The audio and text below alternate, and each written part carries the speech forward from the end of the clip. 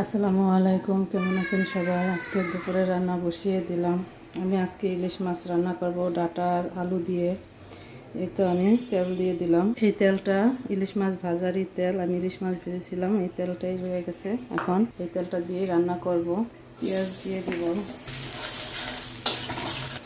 এখন আমি অল্প পরিমাণে আদা রসুন দিয়ে দিব। ইলিশ মাছে আমি বেশি আদা রসুন দিই না। এই তো অল্প পরিমাণে আদা রসুনটা দিয়ে কিছুক্ষণ ভেজে নিব।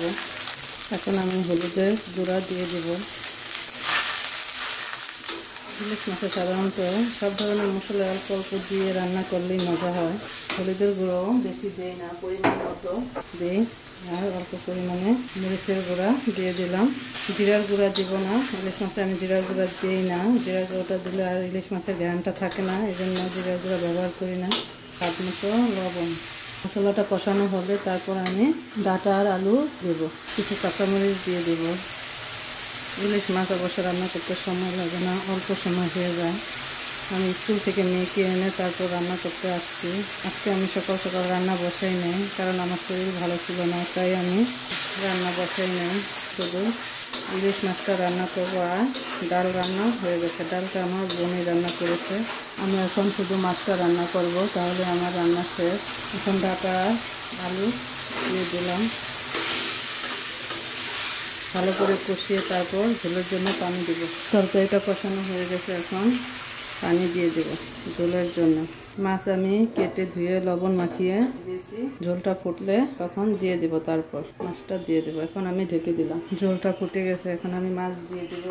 মাছটা আমি আগে কেটে লবণ মাখিয়ে রেখেছিলাম। মাছটা ছোট হলেও মাছ অনেক স্বাদ হয় রান্না করলে।